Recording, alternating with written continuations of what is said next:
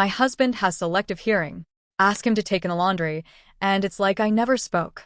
Ask him to wash the dishes, and he pretends the words bounce off an invisible wall.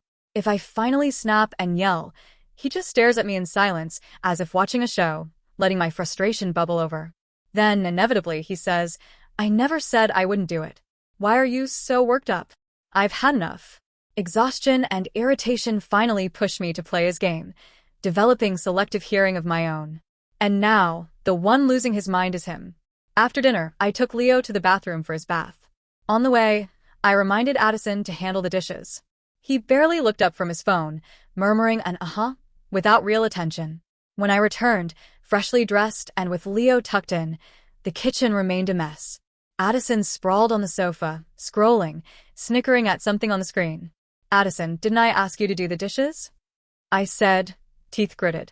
Without looking up, he muttered, Yeah, I know. Don't rush me." I bit back a retort. Arguing wouldn't help. After putting Leo to bed, I returned to the living room. The dishes were still there. He was a grown man. He shouldn't need repeated reminders for simple chores. Sighing, I left it and went to bed, though irritation churned beneath the surface. The next morning, the mess remained. Overnight, grease had hardened into an almost unbearable film. My repeated requests had gone ignored while Addison lounged on his phone until late. Rage simmered. I scrubbed the table, cleaned the dishes, and made breakfast. By the time he surfaced, I was already eating. "Oh," he said, feigning surprise. "Breakfast." He sat and dug in. I took a deep breath, trying to rein in my anger. "Addison, I reminded you twice yesterday to do the dishes. And yet, here we are this morning, nothing done." He ate on silent.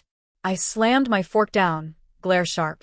Finally, he looked up, grinning sheepishly. "Oops. Guess I forgot. You're really worked up, huh?" "Don't worry," he added lightly. "Next time I'll handle it. Promise."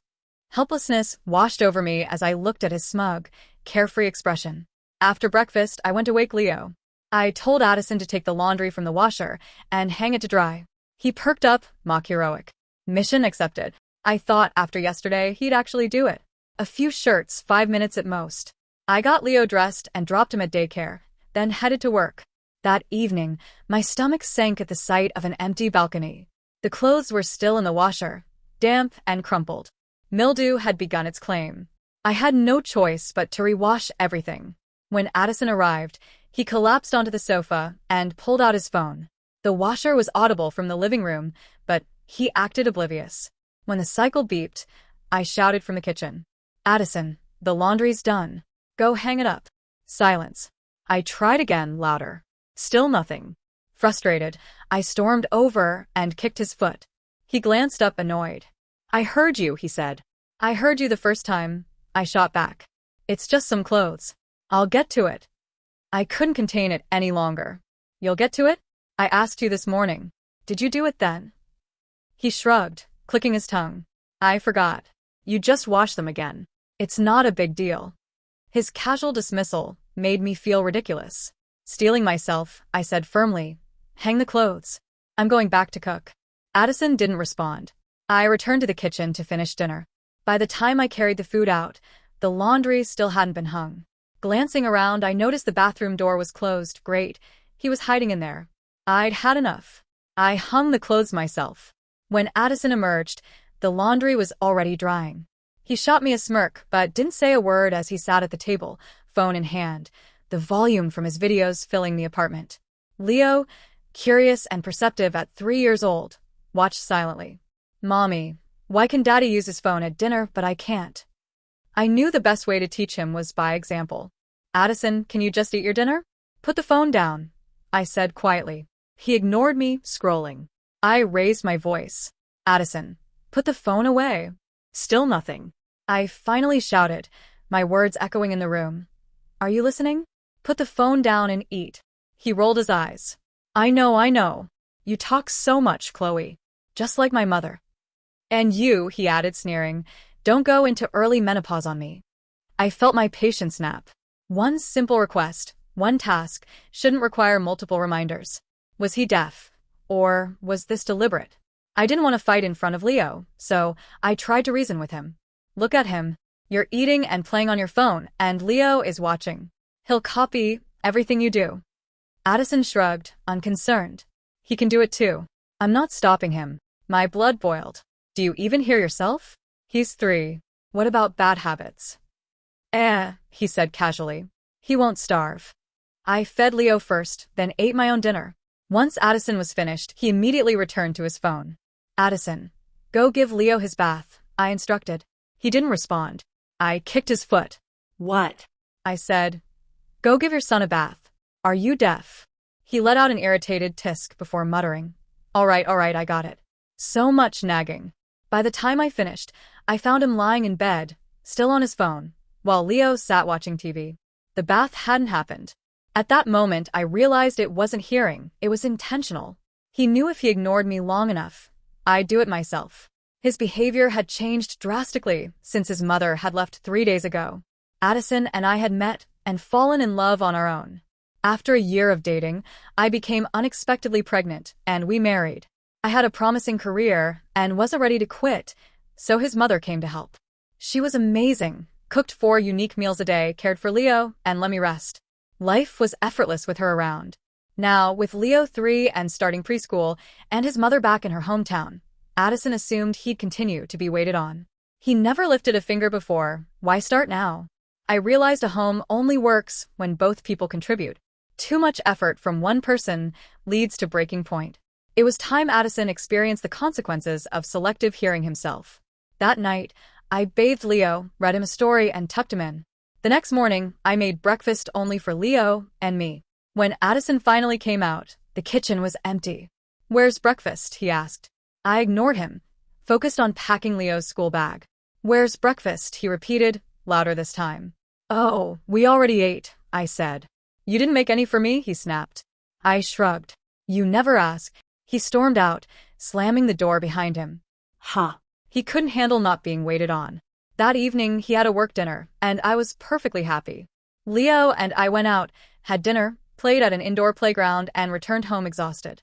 The next morning, I reminded Addison to hang the laundry, knowing he wouldn't. His clothes remained in the washer when I returned from work. I didn't touch them. If he couldn't handle his own laundry, I wasn't going to do it for him. By the following morning, Addison realized he had nothing clean to wear. One uniform was still in the washer, the other smelled. Chloe, why didn't you hang my clothes? He demanded, voice sharp. I raised an eyebrow. I asked yesterday morning. You didn't do it?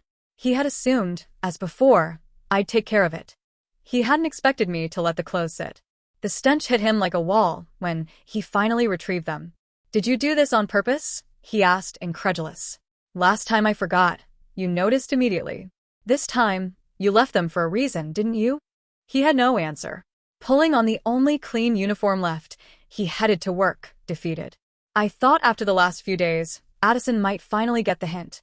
But then I overheard him on the phone with one of his friends. I'm done, man. It's just a bunch of little stuff, and she's always on my case.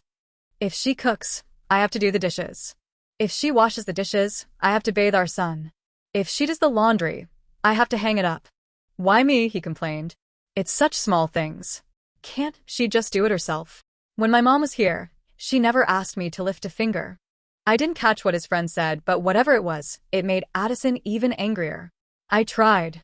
I used to drag my feet, not do the dishes, not hang the laundry. And what happened? She stopped making me dinner. She only washes her clothes and Leo's. I'm serious, man. I'm done. If she hadn't gotten pregnant, do you think I would have married her? I stood just outside the study, fists clenched so tightly my knuckles ached. So that was it. The only reason he married me was because I was pregnant.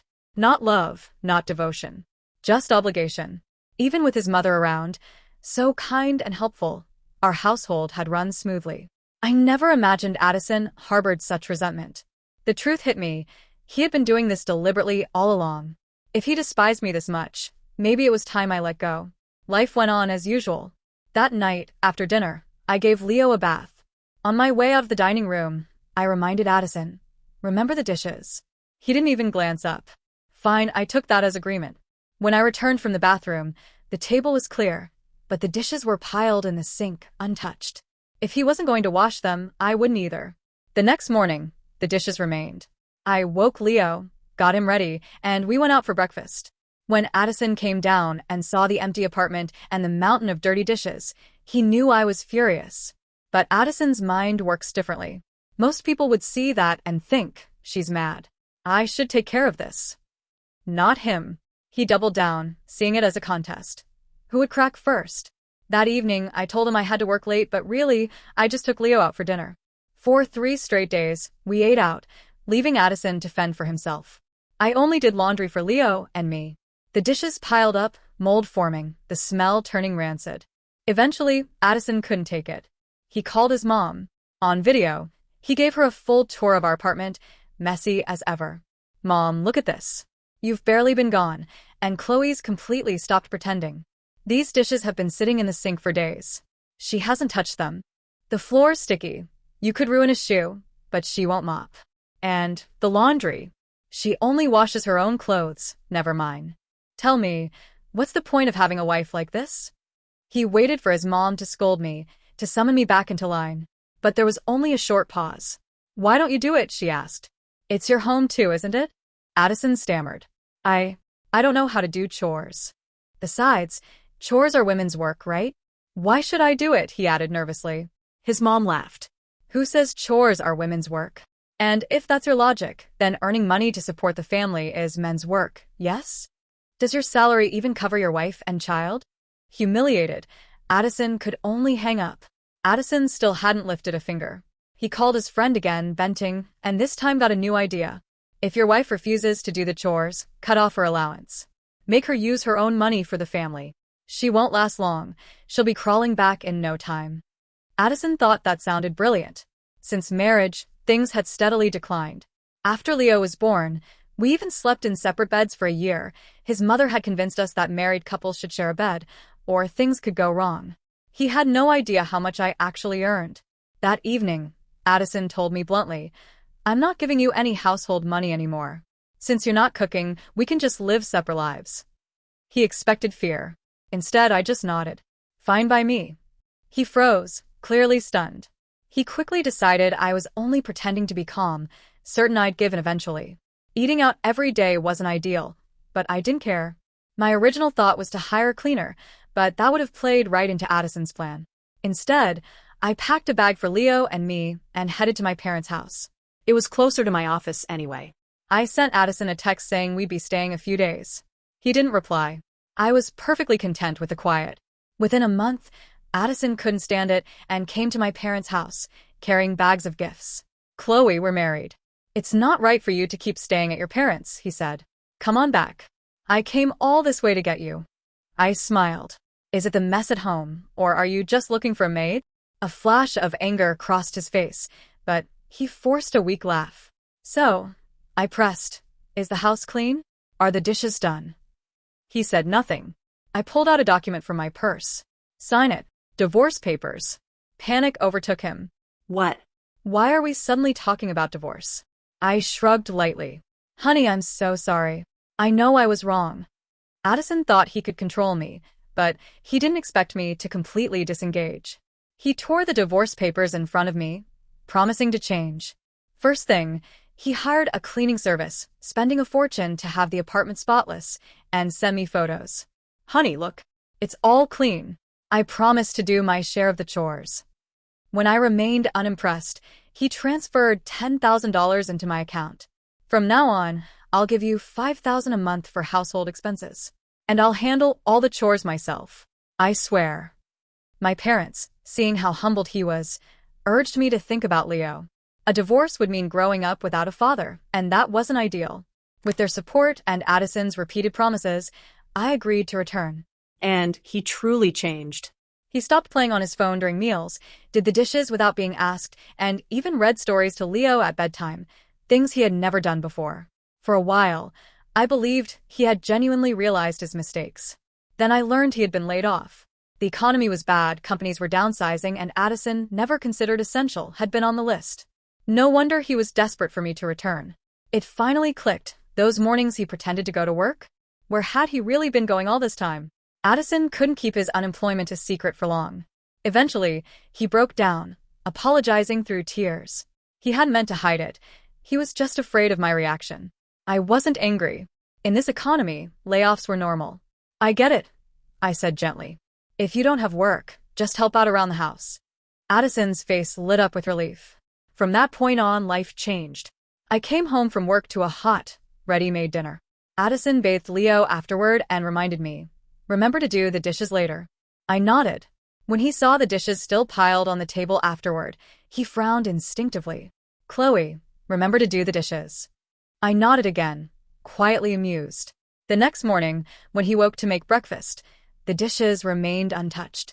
He finally snapped, barging into the bedroom. Chloe, are you deaf? I told you multiple times yesterday to do the dishes. Why aren't they done? I rubbed my eyes, smiled calmly, and didn't say a word. For a moment it felt like karma. Just a fraction of the frustration I had endured, and Addison was already losing it. He fidgeted, guilty, suddenly aware that he sounded exactly like he used to when I yelled at him. Adopting a serious tone, Addison pleaded, Honey, I've admitted I was wrong. Why are you still treating me like this? Are you doing this on purpose? Yes. I was doing it on purpose. He needed to feel how frustrating it is when someone ignores you deliberately. Eventually, we had a real conversation. Addison admitted he had been intentionally avoiding chores, thinking I would eventually do them myself. I nodded. I know you did it on purpose. He confessed that I was only returning the favor. We called a truce. Life returned to some semblance of normalcy. With Addison home, the apartment sparkled, and dinner was hot on the table every night. Then he found a new job. The salary was lower, but it was still income. Almost immediately, he reverted to old habits. Dishes, laundry, trash, he would agree to do them, but never actually act. One day, I reminded him to put new bags in all the trash cans after I took out the garbage. He barely looked up. Okay, he mumbled, scrolling on his phone. Returning to empty trash cans, I felt an exhaustion I hadn't known before. It wasn't the chores themselves. It was the endless, repetitive neglect. When he saw me throwing away used sanitary products without a liner, he was disgusted. Chloe, that's gross. I gestured toward the overflowing living room bin. You didn't line this one either. Addison huffed. So what? You could have just done it. It's not a big deal. Why is everything my responsibility? I muttered, ignoring him and heading to the bedroom. It hit me. Habits don't change that easily. The only reason he had been obedient while unemployed was because he had no income. The moment he worked again, he slipped back into laziness. I was exhausted and began questioning whether this marriage was worth continuing, even for Leo. That night, I asked him to do the dishes. He agreed, but by the time I finished bathing Leo, the table was still messy. I scooped the dishes into the trash and carried the entire bin to the dumpster while Addison remained glued to his phone. The next day, I told him to hang the laundry. He ignored it. When I got home, the clothes reeked of mildew. I threw them in the trash too, and discarded that bin as well. If he wouldn't do the chores, fine. Nobody would. After a few rounds of this, he finally noticed. Why are there so few dishes in the kitchen? I replied calmly. The ones that weren't washed got thrown out. Shock painted his face. Are you insane? You could have just washed them. I nodded. You don't wash them, I don't wash them. They get thrown out. A few days later, he noticed more missing clothes. Where are my clothes? Washer. Didn't hang. Stank. Threw them out. I said without looking up. Addison finally exploded. Chloe, what is wrong with you? You do chores to mess with me, right? I shot back. Are dishes free? Are clothes free? It's not a big deal to wash them. You're doing this on purpose. Yes. On purpose. I snapped. I thought after our last talk you had changed. But I guess a leopard can't change its spots. If you hadn't lost your job, you wouldn't have come to my parents' house. You wouldn't have lifted a finger for chores. Addison ran his hands through his hair. It's just a few chores. Do you have to make such a big deal out of it? I'm tired from work. Why should I come home and do everything for you? Are chores automatically my job? Is this not your house? Don't I have a job too? I finally told Addison I wanted a divorce. This marriage was draining me completely. What I wanted was a true partnership, where both parents worked together for the family, pulling in the same direction, not one where I carried all the weight. Addison just scoffed. Chloe, that's enough. You already tried to divorce me once. Now you're starting this again. It's just small stuff. Even my parents tried to talk me out of it. It's all minor, they said. If you won't do it, just do a little more yourself. But I refused. If he couldn't handle small responsibilities, what would happen when life threw bigger challenges at us? He'd only shirk those too. News of the divorce reached his mother. She called, apologetic and regretful. I didn't raise him right. It's my fault, she said. I always told him to focus on school and that I'd handle the housework. I never imagined he'd take it for granted. She explained that she had wanted to leave because she knew Addison wasn't contributing to the household and feared it would eventually cause fights. She didn't object to the divorce, insisting Addison needed a hard lesson. I rented an apartment near my office and moved in with Leo. The thought of returning to that chaotic home was unbearable. Life for the two of us was calmer. I cooked a few simple meals, and Leo helped with little chores, like replacing trash bags or peeling garlic. "Mommy, I want to grow up fast so I can help you more," he'd say, and my heart would swell with warmth. Addison hadn't signed the divorce papers, so I filed a lawsuit. He scoffed when he got the court summons. "You really think a judge will grant a divorce over something this trivial?" I smiled. "If not the first time, then the second. If not the second, then the third.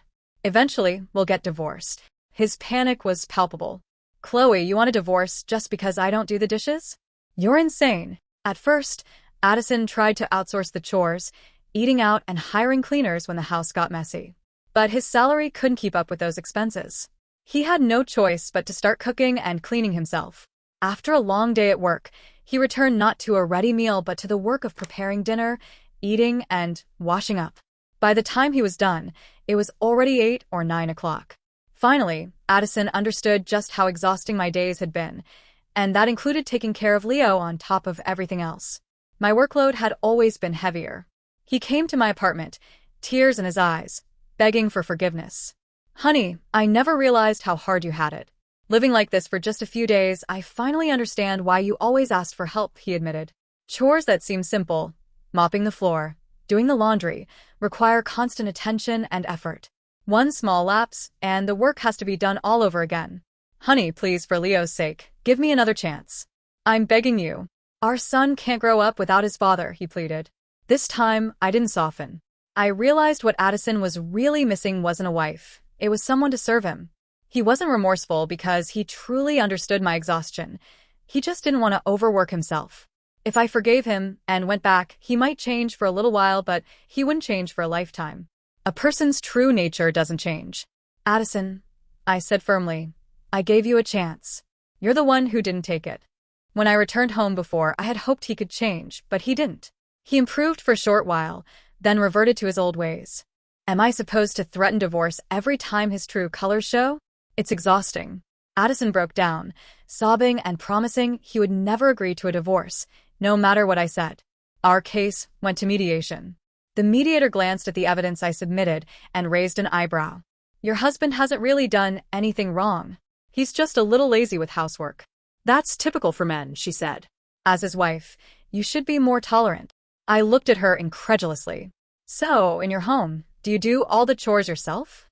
She smiled, clearly amused, and didn't answer. "And what exactly is a man's job then?" I pressed. Her lips pursed, but she stayed silent.